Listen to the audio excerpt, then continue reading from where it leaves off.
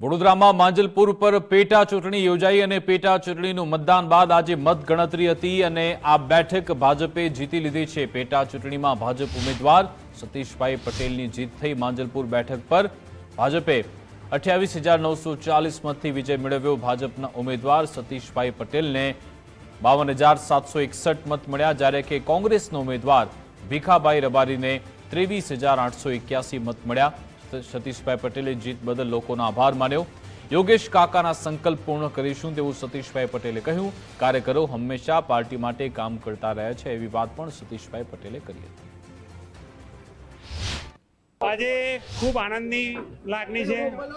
ખૂબ ભારતીય જનતા પાર્ટીના અમારા કાર્યકરો અને પ્રજાજનોનો ખૂબ ખૂબ હૃદયપૂર્વક આભાર માનું છું કે આ સીટ ભાજપનો જે ગઢ છે એ ગઢ પ્રજાજનોએ સાચવી રાખ્યો છે।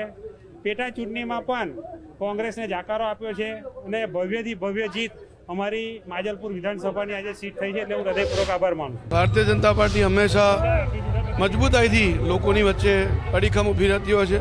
સતીશભાઈ અમારા ખૂબ જૂના કાર્યકર્તા છે, સંગઠનના અનુભવી છે। એ લોકોની વચ્ચે રહીને લોકોના કામો, વિકાસના કામો ચોક્કસથી વધુ ઝડપે થાય એવા પ્રયત્નો કરશે।